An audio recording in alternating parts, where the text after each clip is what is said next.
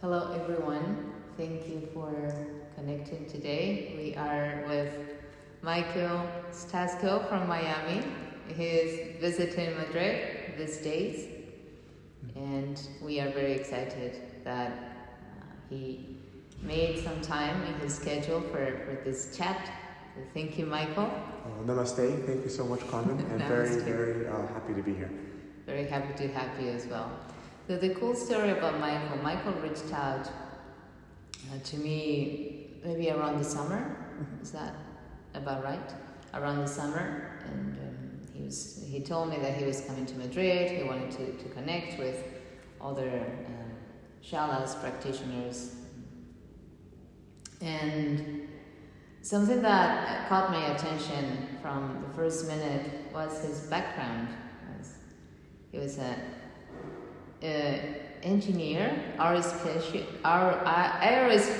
engineer. Did I say that right? That's true. Yes, aerospace engineering. Yeah. Aerospace engineer, and he left everything and moved to India and lived in an ashram for 10 years. Yes. So that's kind of unusual. It's different, yeah. Yeah, and that caught my attention.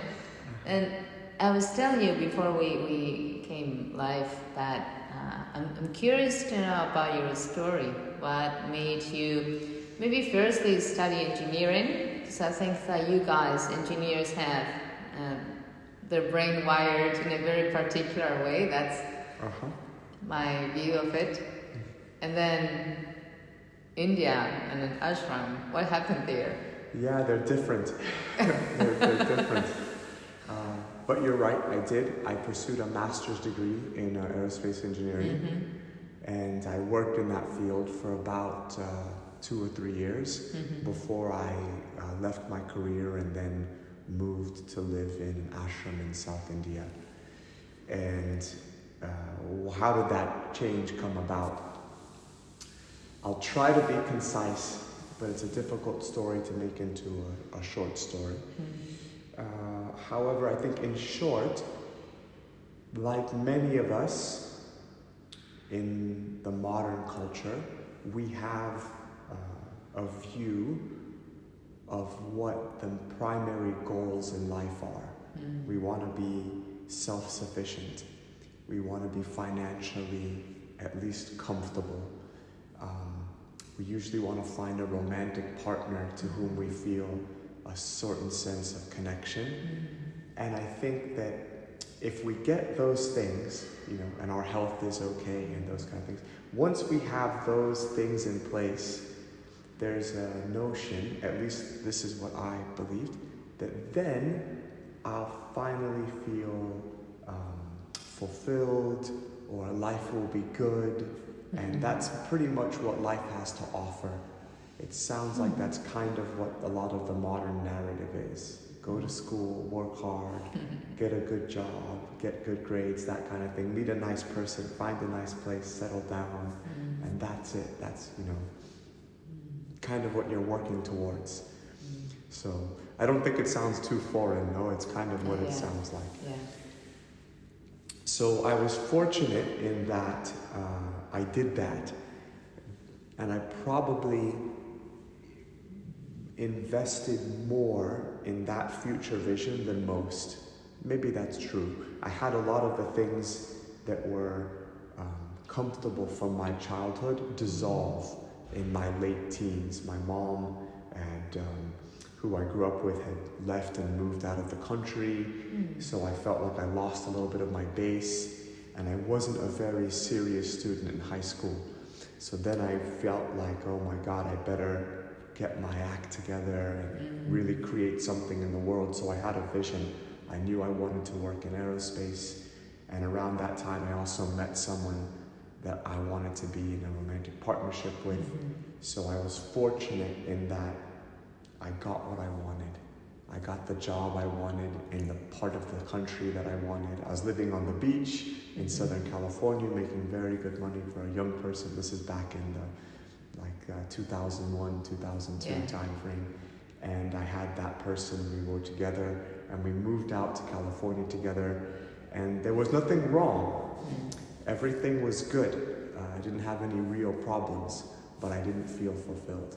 And I think that was the beginning of any questions? Should I just continue?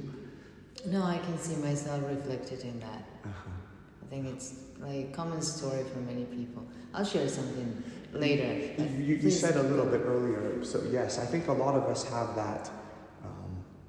We subscribed to that notion, and it's kind of what's encouraged, I think, in a lot of modern culture. Agreed. So I was fortunate that I got those things, but because I made them such a primary focus, when it lacked the reciprocity that I wanted, I didn't receive, I felt like it should have been more, kind of like, if we don't get it, then we don't know, because we're constantly chasing. If I only met the right person, if I only made more money, then it's going to be good. I can relax, then I'll feel fulfilled. So there was nothing wrong, and I was very excited, and I felt very privileged to arrive where I did. However, after about a year, I realized, the job was just okay. I got promoted in my career. That kind of ambition stayed with me. And then I started to feel like, what's the point? If I get one more promotion, I might get a bigger TV, a bigger place. But I already had a pretty big TV and a pretty decent place. So I felt like there has to be more to life. You know, I could see that maybe my whole model of what the focus of life was, of what I wanted, something was off. That was the beginning. Yeah. If I can cut in real quick, because otherwise it will slip my mind. I remember when I was in corporate, I was experiencing the same things that you did experience. Like the internal experience of life was like this experience of lack. And then you are also shaming yourself for not being satisfied. As in, you're so spoiled, you know, your inner critic, you're so spoiled. What else do you want? You have everything. People would kill or would swap places with you at the snap of a finger, so what's missing? You know? And you get caught up in this inner dialogue where you're basically beating yourself up all the time. But you're really feeling unhappy in a way. And I remember looking at my line managers. I was in sales, so it's a very driven. You need to be very hungry. You need to be like doing it and like love money and love just closing deals for the sake of closing them in a way. And I would look at my line managers and thought, I don't want to be like her. I don't want to be like him. So at some point when I got to my 30s, I thought, this has to stop because I'm not getting any younger. Anyway, now the stage is yours again. I empathize and appreciate everything you said. This is a beautiful lesson because there is a tendency to downplay perhaps your own problems.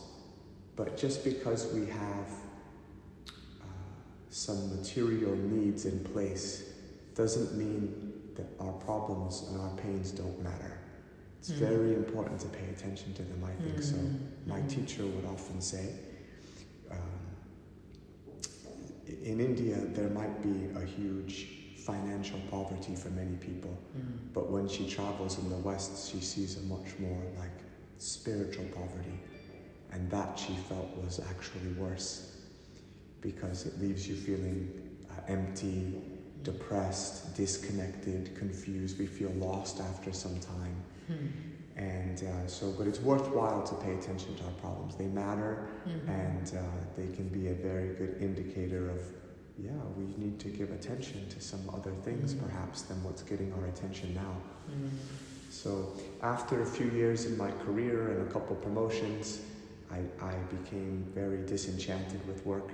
I felt a little bit cheated because I did my part. I worked hard and got a good job and everything. And I guess it is, I can understand, I might sound a little spoiled because I could eat and I could sustain myself, but I'm going to give prominence to my feeling of emptiness. Yeah. And that's what it was. My relationship also became a little bit more stale, more like a friendship. And around that time, everything started to, that I had put time to invest in, no longer became fulfilling, but also started to wobble. It lost its security. Because the outside is, this world is a place of inevitable change. And the more that we're, I think, the more that we stand on it, it's a temporary foothold that we can't, we have to stand on something. Community is good, relationships are important, jobs are important, and in the meantime, I think it benefits us to cultivate a connection with something that doesn't change within, and that can be the source of our resilience, because the outside is certainly going to change. It's guaranteed, it's just a matter of when. Not to sound too heavy, but I think it's a worthwhile thing to place emphasis on. But like everyone, I was saying, I also subscribe to the notion that there was a future state, that when I get X, Y, Z, then I'm going to feel fulfilled, then it's going to be. So once those things began to wobble a little bit, eventually the relationship dissolved. We decided to see other people. And around the same time, I became frustrated with the job. And then, for the first time in my life, I was completely lost and without direction, confused. I started to question some of the bigger questions. Well, what's the purpose of life? What do I really want? And to be very personal, I also was questioning my own behavior. I didn't understand some of the decisions I made. I ended up getting into a very codependent, complicated relationship after the one that I was in for so long. I started dating somebody probably too soon, I think like 2 or 3 months afterwards. And that opened my eyes, because I also didn't understand, why couldn't I be alone? Why did I feel like I need to be with someone? And even if that person wasn't, I knew intellectually, wasn't good and healthy for me, and the dynamic wasn't healthy. I wasn't nourished or supported, I felt drained. So those things, fortunately that only lasted about 5 months. But once that came to a conclusion, I remember sitting down and thinking to myself, I'm not going to date anyone else. I'm not going to strive for any more promotions. I don't know what I'm doing. I need to stop and get direction. So that was really what the impetus was for. The reason I moved to India was because of an experience that I had inside. That inner change also manifested as an external change in where I was living in my location. But it wasn't until I first, everything broke, which felt horrible. I was very depressed and confused and sad. And the beautiful thing that was born out of that was I started to do introspection. I don't think I had the emotional competencies to look at myself. At this time, I'm 24, 25. And I hadn't developed them, I think, to be very honest, even though I was in my mid-20s. But I began to notice resentment I had towards my parents, my mom. I noticed some other kind of childhood pains that I had. And I think I had some dialogue with my parents, that sort of thing. And then I had, I think, what was probably the most profound, certainly one of the most profound things that's ever happened to me in my life. And I say with humility, I think it's also profound for anyone in our human journey as a collective. But that was around this time I watched something painful happen to my mom, to whom I had a very strong connection. And I'd also had a lot of my story, a lot of what we believe about ourselves and who we are and what we value or how much we can accept and love ourselves is heavily shaped by how our caretakers treated us, or the things that we personalized and internalized because we just didn't know better. We're developing at a young age. And as a result, sometimes we're very hard on ourselves. Sometimes we're very critical of ourselves. Where did we learn that? We learned because the people to whom we gave great prominence, I mean, your parents are responsible, or your caregivers, they're responsible for your survival. If they are happy with you, you usually feel pretty good. If they're upset, then you know something's off. So we learn what's acceptable, what's not about ourselves, and we also form a narrative. We personalize a lot of things also. So I had unfortunately watched my mom go through something very difficult, but the beauty in that was when I watched her suffer. She'd gone to remarry and fallen in love with this man, and I think it was a very good thing for her, and then he died suddenly of a stroke. And she really fell down emotionally. But then I got to see her in a different lens. Already I was ripe, meaning I put some time in introspecting, and I was willing to have a different view of the world and the key relationships I had. If I stay very justified or fixed in how I view the world, then I can't change very much, I think. Because I hold my self-image in place, my ahankara, my egoism, I hold it in place by the meaning I give the world, my opinions and positions on everything. It's kind of, that becomes a me. But once you loosen up that a little bit, then you can start to dismantle and have a different approach. So I understood that all the things that happened to me that did really hurt, my pain was real, it's valid, and their behavior in some sense was wrong. It's true. However, it wasn't personal. That's the key thing. Everything that I had taken personal actually had nothing to do with me. And when I saw her suffer, I realized, oh, she's just this human being who's flawed and limited and has a finite capacity like all of us do, and has her own pain and problems. And then I understood that none of that happened before had anything to do with me. I've chosen to adopt this narrative, and I also believe it's true, but the key thing is it's very freeing, because then everything I took personal back then, I have the freedom to no longer take personal now, like an undo button. And that's what happened. And then once I offered that perspective to her, it was really offering it to myself. People often say, how do you forgive yourself? How do you free yourself from things? And I think a big part of that is, forgiveness is a tricky word. I don't mean tolerate things, but we don't want to carry the past. When we decide, we carry it as long as we want, but at some point we might decide this isn't serving me anymore. And at that time, I think it's beneficial.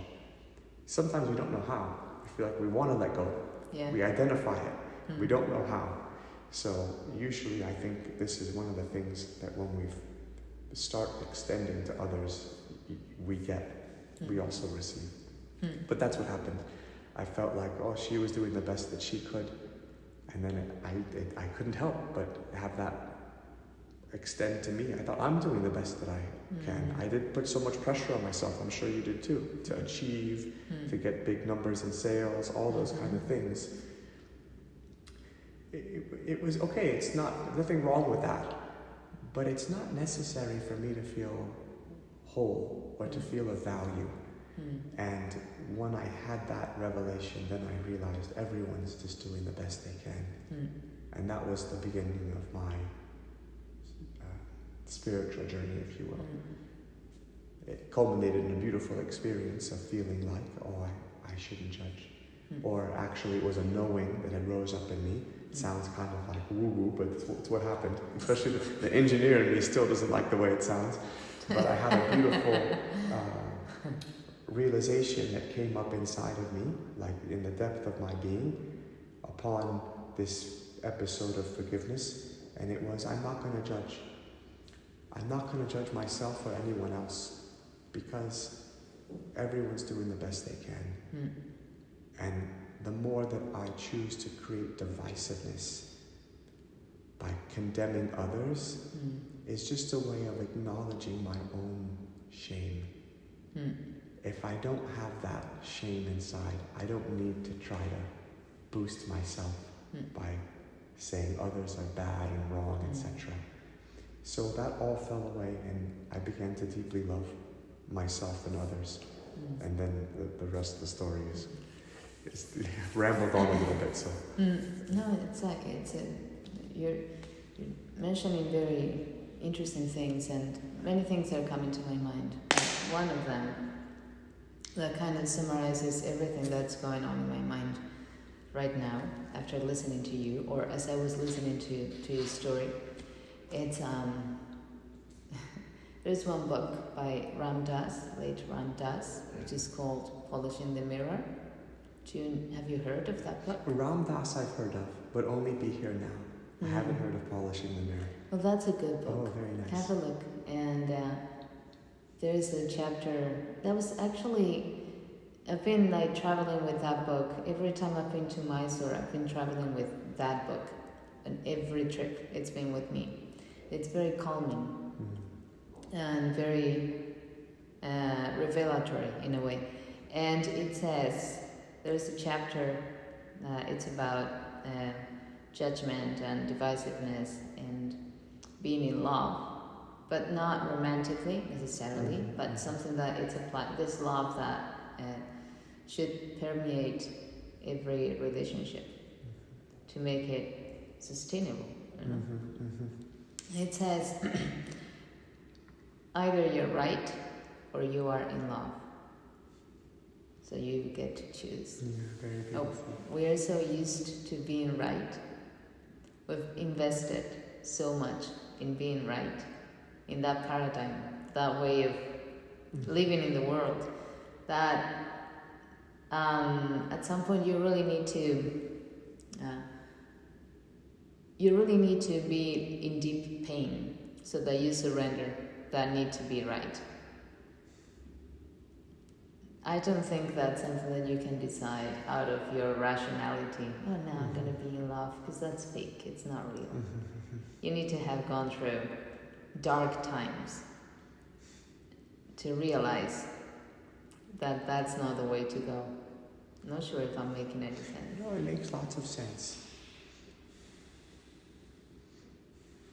The desire to feel right is also one of an acknowledgement of shame. Inward shame. I think so. Because there's no need to feel... what it means is, I want my story about me to be a good story. But the attempt to be good is a trap. Because it means that intrinsically there's something bad. And I have to try to be good. I want to be whole. Not good and all those things. And wholeness is what facilitates love. Love means I see myself in you. There's no need for division. We're separate also, but there's a space between us, and I can extend love to you. It's something I give, it's a deep appreciation, and in giving I also get wet like I receive. If I pour the ocean on you, that it comes through me and we're both there. But I think an attempt to be right is very much the same kind of thing. We have it in our system, a lot of us, not to be wrong. If we're accused, we become defensive. But if I'm defending something, it means it has some truth to me. If it's not real, I don't have to defend it. If a small child that I've never met before comes inside and says, I don't like your shoes, they look silly, do I become defensive? No, this child's words mean nothing. It's cute. but I don't give them any meaning.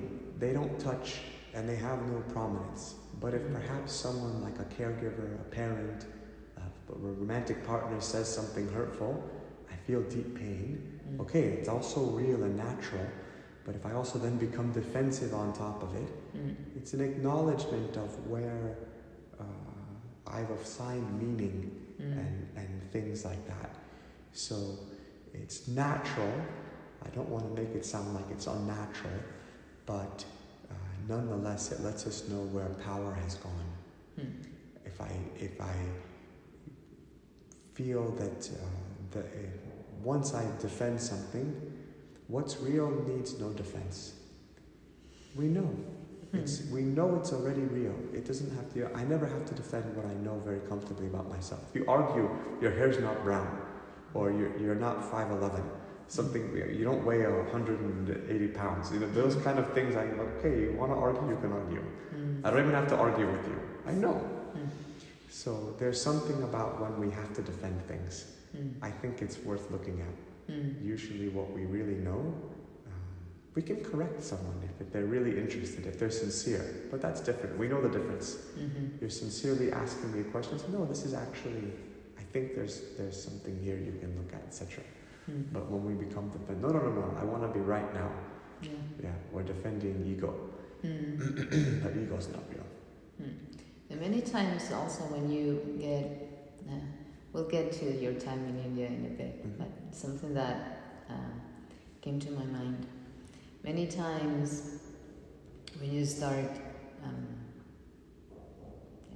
doing practices, more introspective if you like, you start basically trying to find a solution to the disconnection that you're feeling, and that takes you to the other end of the world, or takes you to a meditation room or to a yoga class. This is or to a writer's group, it doesn't matter. It takes you to different scenarios.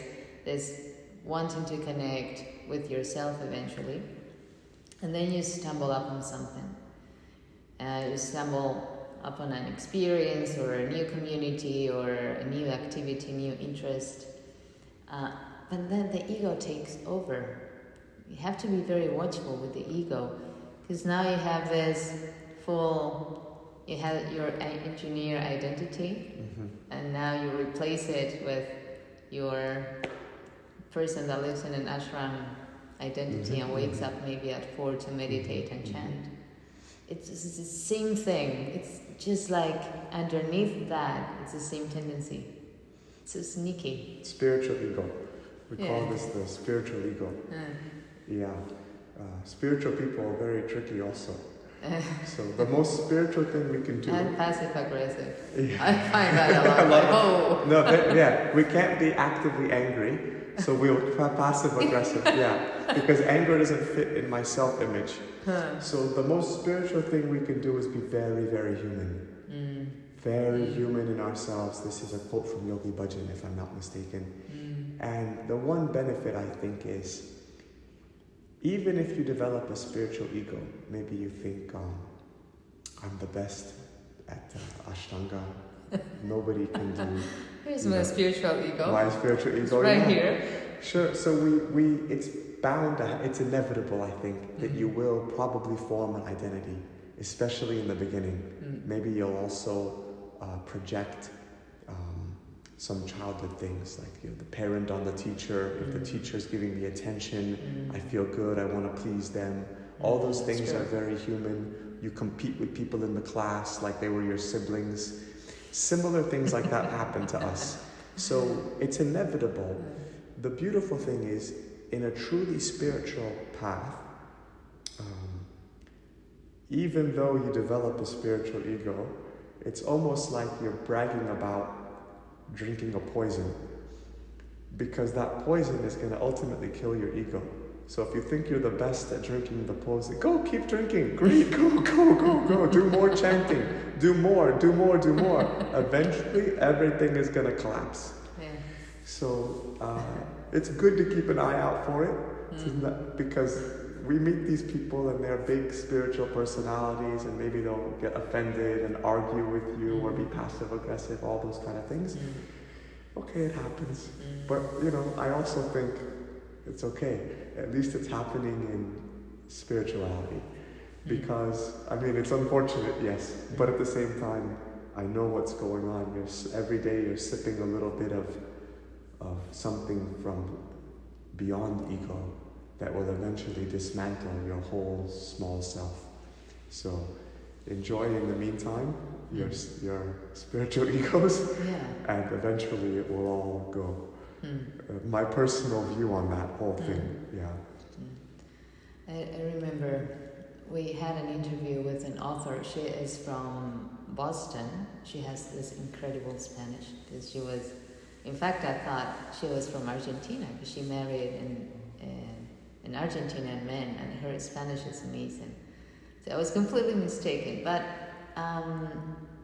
she said how people are scared of yoga, like the fear of yoga. Yoga is union. And I'm going to touch on something that you mentioned before, this wholeness. Again, pain, deep pain is a purifying agent. It's very important that we go through the experiences that we are supposed to go through. I don't know if I would say you're supposed to, or there's some experiences that are going to happen in our lives. We're going to go through loss, all of us, in some way or form. Eventually, we are going to die. Everyone, I think, knows that, even though we don't want to look at it. It's good to say. But the destination is quite clear. But those moments can really put you face to face with yourself. And many times that is scary, because you're going to see those things that you would not put on your Instagram profile. Those things that do not fit in your bio. As a teacher, or as a yogi, or as a meditator, or as a whatever. And there is something that this I've learned from life, and also going to India has given perspective, or has offered a perspective on that, somewhere to contain it. All the deities in Hinduism, you have the deities that you like to look at, these manifestations that are easy on the eye, and then you have the ones that are really scary, that are even disgusting. You have Kali, it's like, come on. You have Chinnamasta, which is horrible. It's just horrible. Like, is she a goddess? Are you kidding me? But that's part of life as well, and that's something that we feel deep aversion towards in the West. I agree. Most of the modern culture that we see, like in the West, also now in the East, especially in the big cities, I just call it the modern culture, usually has to do with something of the notion that we should avoid pain and we should feel comfortable. I don't think it's necessary to look out and try to bring more pain onto ourselves. However, it's not realistic, and we do ourselves a disservice if we think that life is about not enduring pain and just feeling pleasure. So, better to become resilient. In fact, even as a parent, you often don't want your children to suffer. But this is also not realistic. So many mistakes are made trying to make children happy, or to give them a good life, etc. They're going to have the life they're meant to have. We're also, if we have believed this for ourselves and endured so, then we'll have more conviction. Because we know the benefit of, better I learn to deal with what's inevitable. How do I handle when things fall apart? How do I cope with loss and pain? And for many of us, it is the time where we become open to spirituality. Because a big part of what we were standing on has just disappeared, and we feel pain. This is how most of us enter spirituality. It's how Bhagavad Gita starts, a very beautiful and powerful spiritual text. Arjuna is completely confused, lost, in pain, despondent because his life has changed and is calling him to do things that he can't tolerate himself doing. And now he actually doesn't say, I'm surrendering to the Almighty. He says, I don't know what to do, and I'm open, but I know I'm not going to do so. He still has some reservation. Anyway, it's inevitable that we feel pain.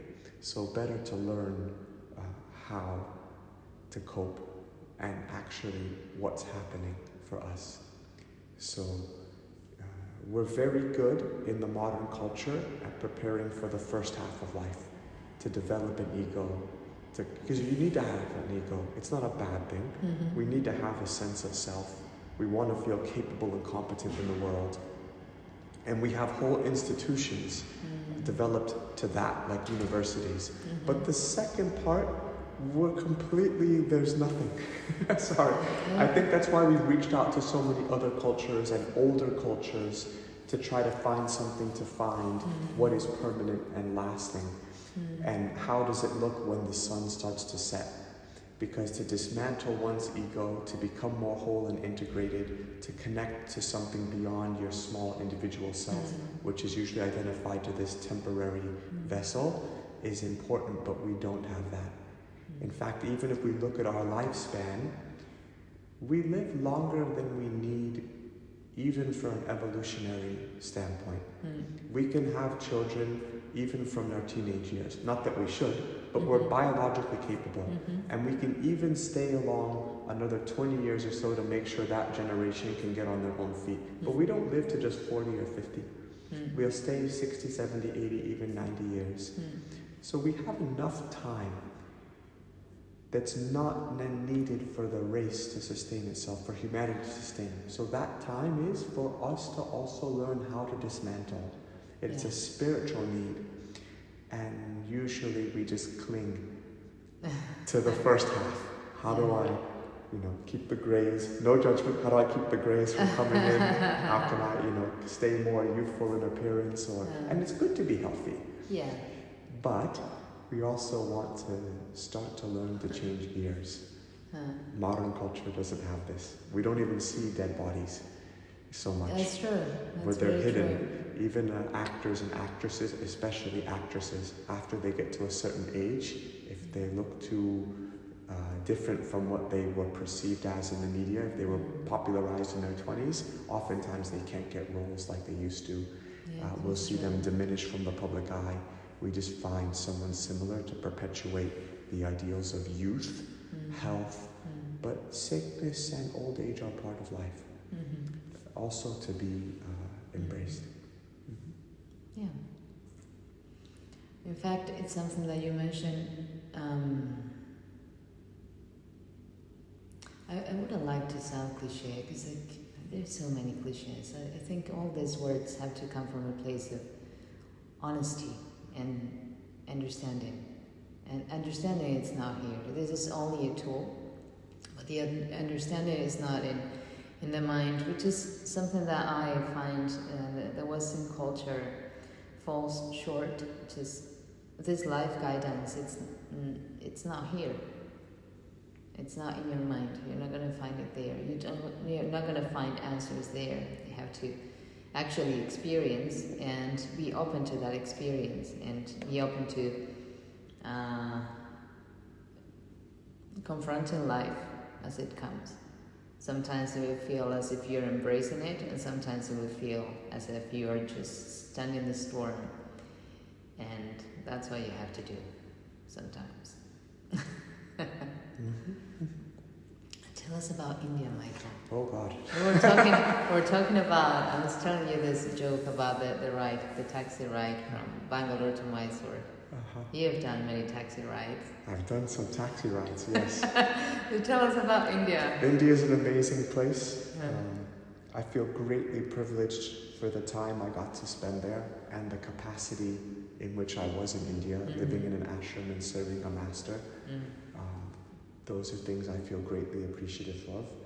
And I encourage everyone to go if they have the opportunity. And especially if you can to more traditional areas.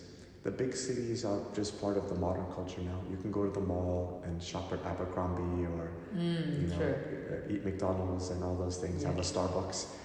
But if you want to immerse yourself in something a little bit older, I think that's a great benefit to visit temples, yoga shalas, established sampradayas, very old lineages, to connect to those places. And they've done an amazing job of preserving a culture that's thousands of years old. I'm from the US, our oldest buildings are like 200 years 200 old. years. So, yes, it's a very old building. So to stand in a thousands and thousands of years old structure is mind-bending. It's intense. I find India is definitely an intense place to be. Yes. In many ways. It's crowded, it has its challenges, but we don't go for those things. It's easy to get stuck on those things.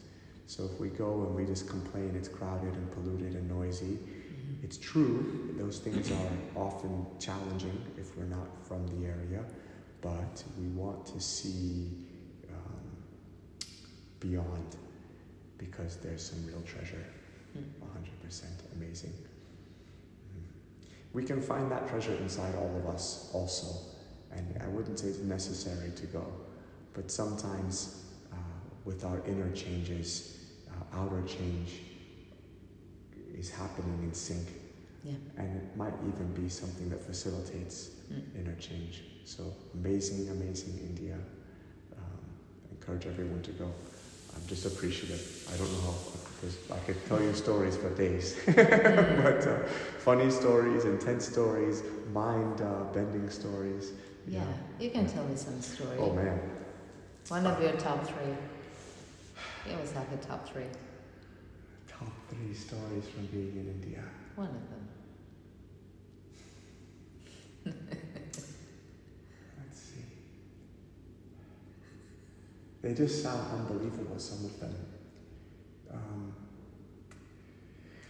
I'll share a story. I also served my teacher. I'll share a story that's the reason I went to India. After my experience, I began to read Eastern philosophy and practice different kinds of yoga, Kundalini yoga. I didn't practice Ashtanga yoga until after coming back from India, actually. And in my ashram, we didn't practice too much of asana. But in serving my teacher, I guess I'll share one story that is, I think, very beautiful and happened both in India and the US. But what's interesting about India is, especially for parts of like the Hindu Dharma, people that are Hindu and Hindu faith, or what we call Sanatana Dharma, they place a great prominence in Vedic astrology. Oh. Or what's called Jyotish. Yeah. So I had gone to see a Vedic astrologer a few times in my travels, and sometimes it's an interesting thing. It's not solely for prediction. It's not the purpose of going actually, but a lot of us can't help ourselves, maybe, I guess. And I was also curious, so I think on my 3rd visit, usually they ask you to ask questions. I pressed the astrologer to say, hey, like you're looking at my chart, what's coming up for me? If you see something big coming up and I'm asking about something else, why don't you just tell me what's coming up if you see something? And then he got very quiet and he said, how's your dad's health? Oh. Yeah, and my father actually had cancer for some time already when he asked that question. And then I said, oh, it's not very good actually. And then he said, what's your father's birthday? And he looked at his chart, and then he looked again at my chart, and he said, you'll probably lose your father in 1 to 2 years. And I thought, wow, that's me for asking a question. well, that's, I pressed, and he answered, and I thought to myself, everyone dies at some point. My dad's health wasn't good, and okay, I make sure that he knows how much I love him, that we don't have any unresolved stuff or issues between us, and I'll encourage him to do the same with key relationships in his life, tie up the loose ends, make good with everyone, and do really what you want to do. You know, don't wait kind of thing. But I didn't tell him, hey, I saw an astrologer and he said that you're going to die. That's good. It's so not. That you kept that to yourself. I kept that to myself, but I kind of encouraged him to do the things I think would be beneficial if he really had only a year or two left. And then about 6 months later, the guru that I served, to whom I feel a deep connection, is named Sri Karunamayi, Amma Sri Karunamayi. And I had, guru is a tricky word, maybe we'll talk about it later, but I was driving her, and usually she never talks, very rarely. And when I was driving, Amma had asked me,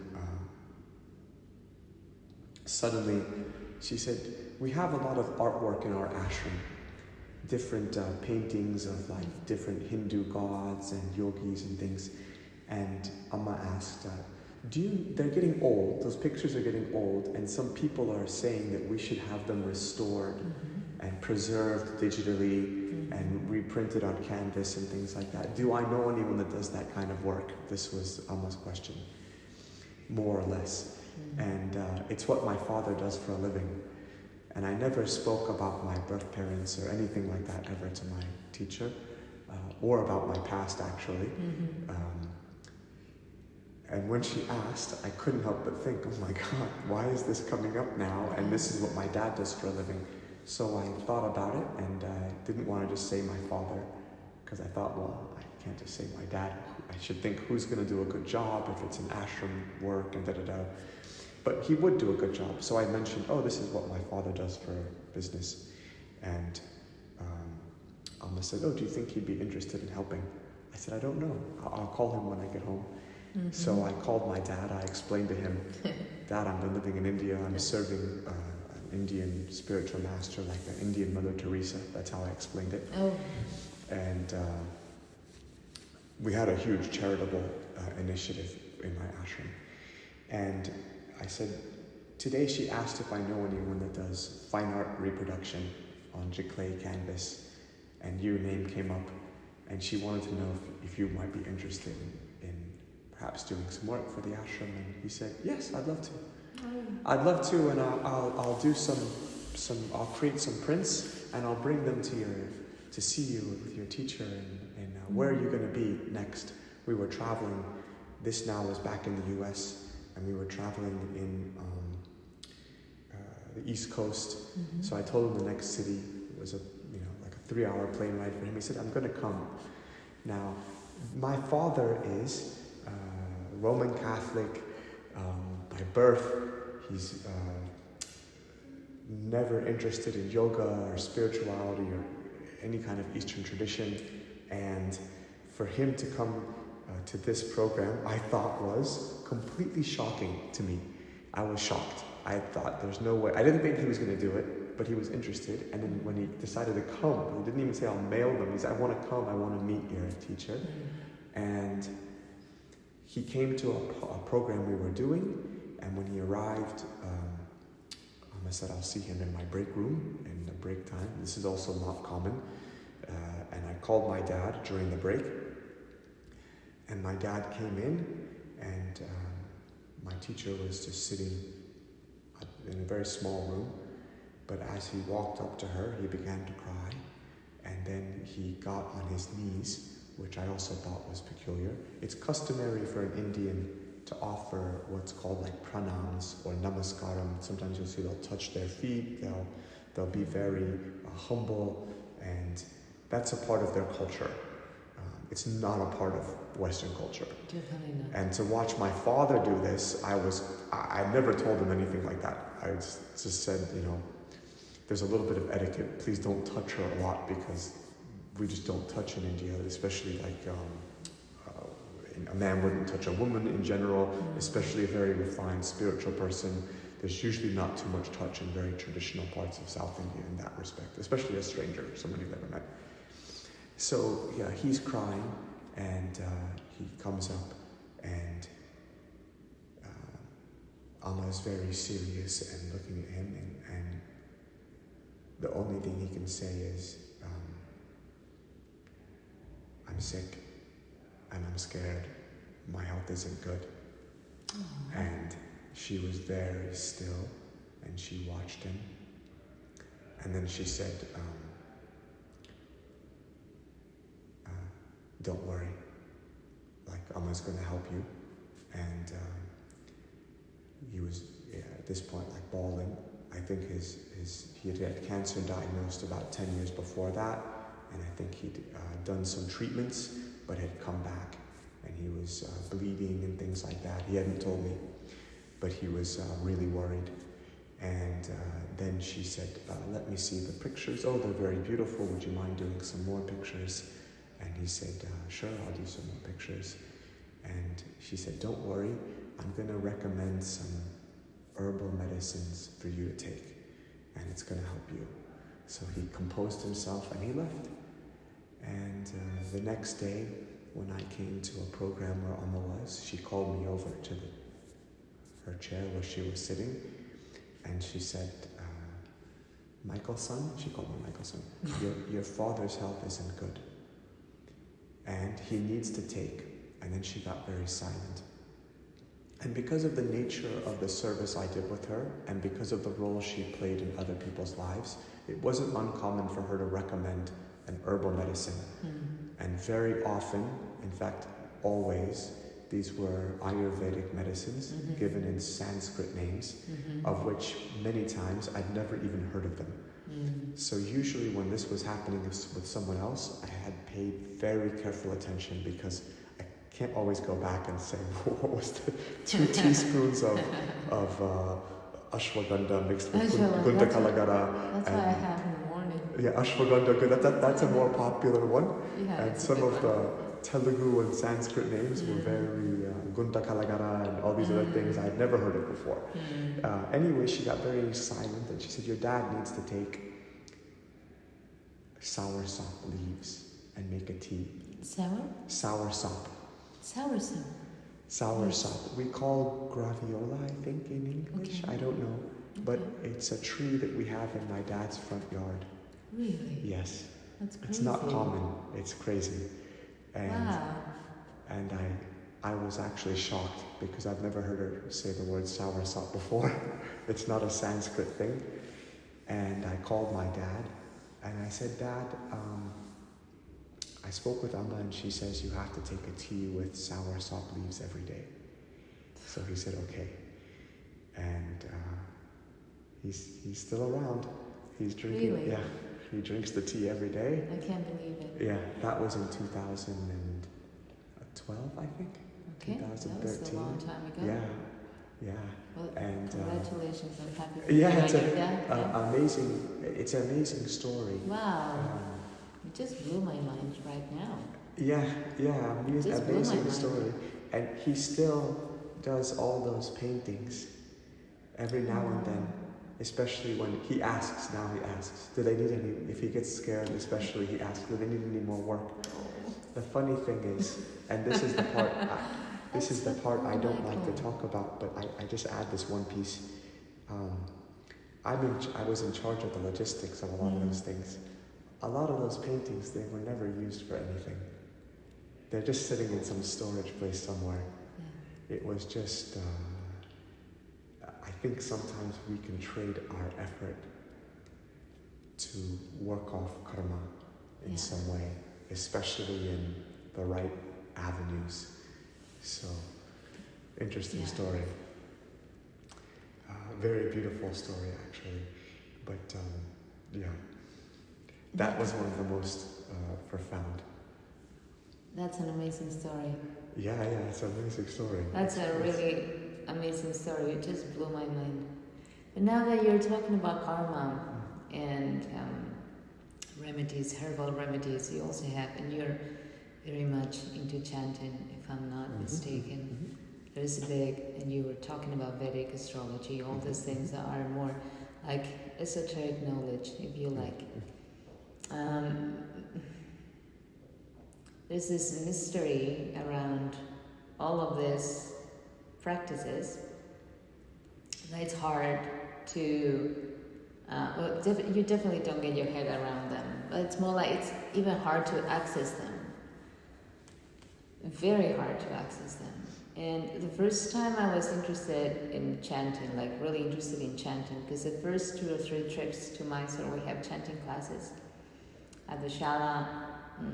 As a Westerner, you show up there and you are repeating words that you don't know what they mean. You feel a little stupid. But down the line, as you're doing your practice, things start to shift inside. And I suppose that your mind gets louder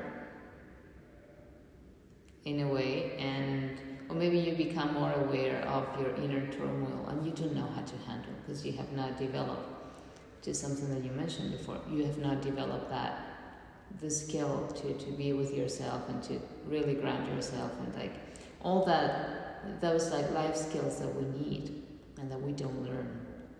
When we start in a spiritual path with the practice, all these inner voices, they are very loud and they are hard to control. You don't know what to do.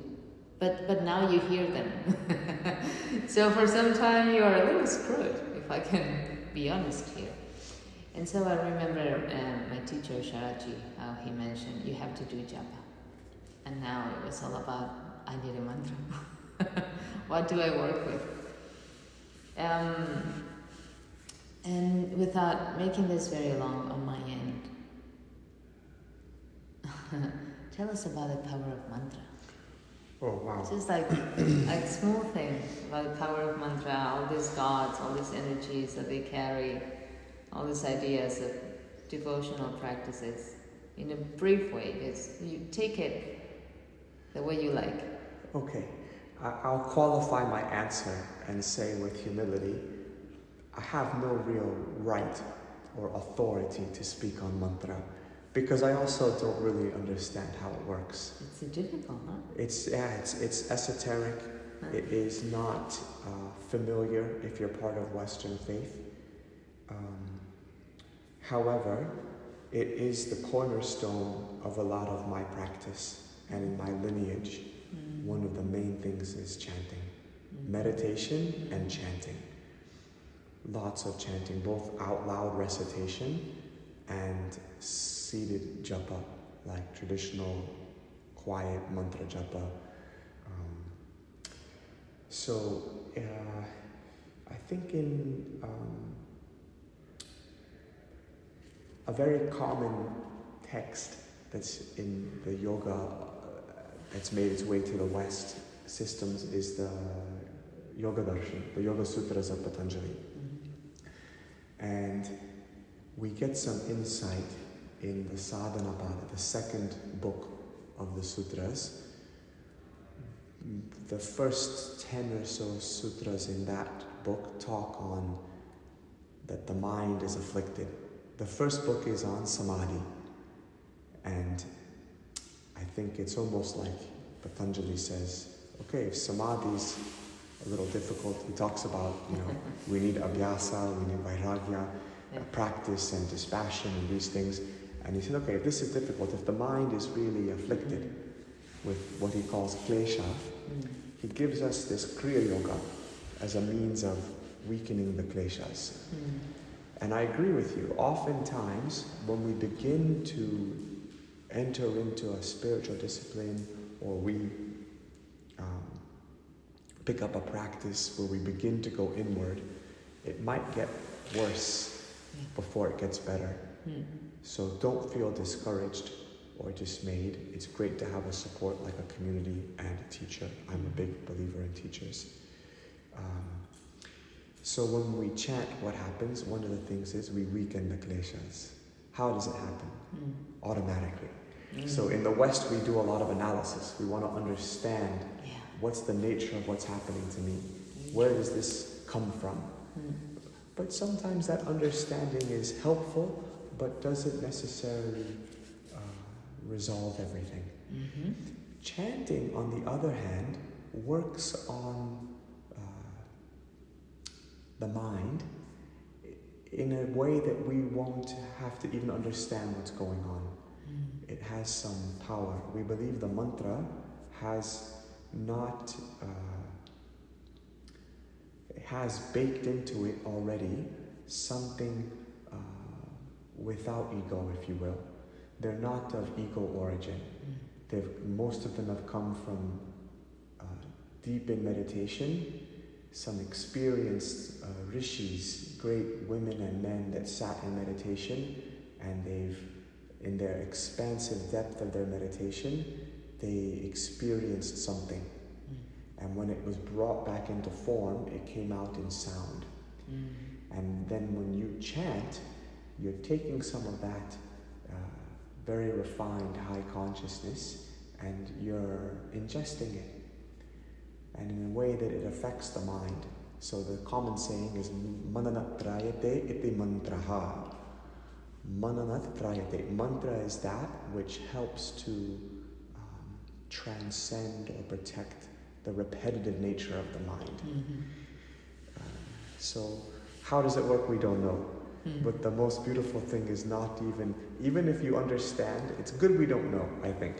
Because oftentimes we want to understand, but we practice less. If I understand it, I can talk about it a lot. It becomes another book in my shelf of intellectual, my collection. But more important than understanding, okay, we want to understand. But most important is practice. We practice japa, we practice mantra. That's the best thing also. And slowly, we don't want fast change, I think so. We want gradual change, sustainable gradual change. I agree. And that change happens gradually. Beautiful thing. Just one day suddenly, some of the things were less reactive in traffic, or things that bothered us, or habits we had, things we were trying to change, behaviors, things begin to change. So I don't know. I don't know how it works.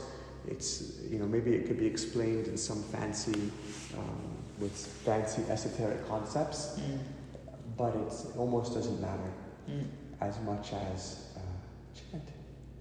I think it's the one thing.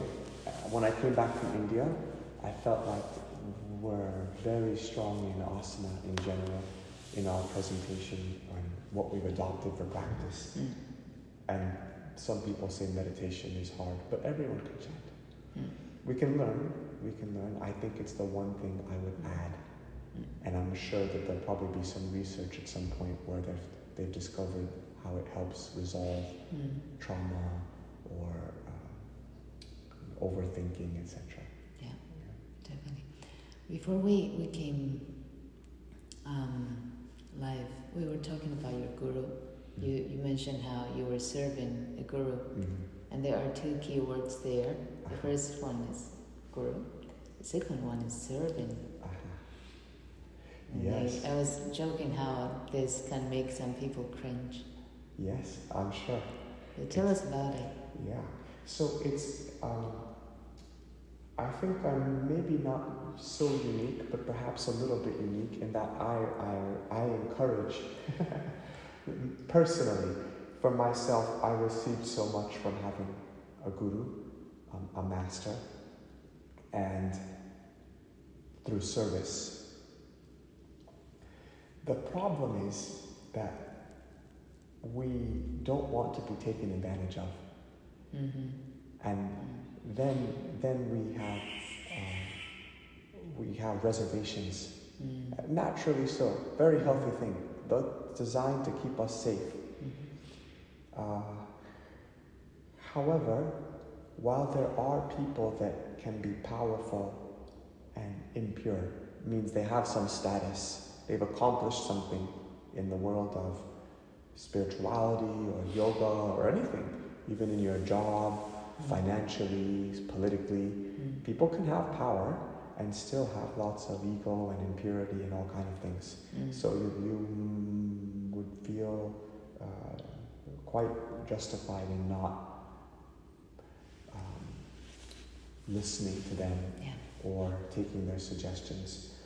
But it doesn't mean everyone's like that. And if we adopt that mentality, okay, keep your skepticism and reservations, they're healthy. I don't think anyone should rush into anything, a relationship or a guru, right? However, if we're trying to go somewhere that we've never been, good to have some direction. Very few of us even drive without GPS these days, and that's nothing compared to navigating the journey of the self to unite with the super soul. That is a very specific thing and nuanced. So guru is not a person. The guru is that principle that eliminates ignorance, and it can be embodied in a human. It's a real thing. I honestly believe that. Usually these people have no interest in convincing you that they're the guru, or that they're divine. Their interest is in convincing you that you're divine, because we don't know. They'll have an emphasis on that. And everyone has, it looks a million different ways. You can't say how it looks on the outside. However, I think it's of great benefit. So good to keep reservations, good to have doubts, etc. And at the same time, a little openness that, no, it might be the case that there are, our guidance system is inside. And it's true, the guru is inside also. And maybe it's enough. But I don't think so for most of us, to be honest. Because there's not just the guru inside, there's a lot of other things.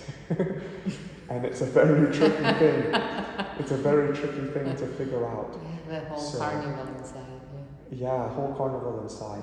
So, but if we have a willingness and a good guru, there might be a transference in the beginning, so that they are basically worshipped, and you've projected the self on them with a capital S. But ultimately, the good guru gives that back to you, because you don't want to become dependent on someone else.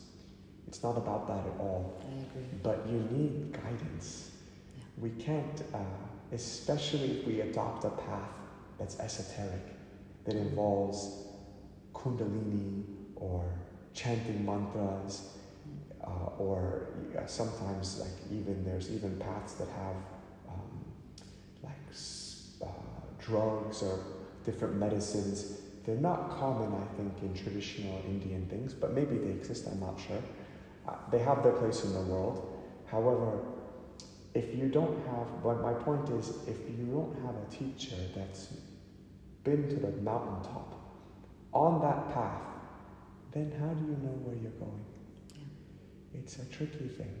So I'm a big advocate, and I've received so much also from my guru. That's why I realized that not just in my spiritual growth, but also in just making life more comfortable.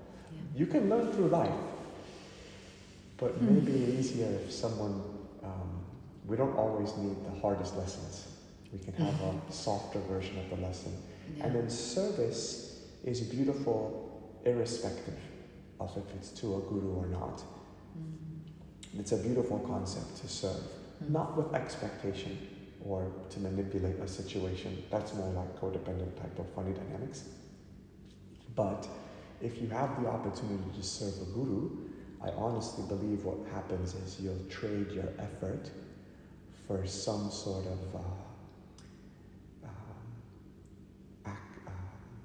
growth, some sort of growth. You can change both your karma, for whatever that means, but ultimately what we want is awakening, some sort of awakening. I personally feel like most of my path, as much meditation and chanting as I've done, I feel like the time I spent serving my teacher was by far the most, it is a beautiful opportunity. Not everyone has this opportunity, but service we can have for anyone, we can do. If we choose to see the universe or divinity in others, and we act like that. If we think that they're less than, maybe I go to give out food to people that are hungry on the streets, and I think I'm helping them so much.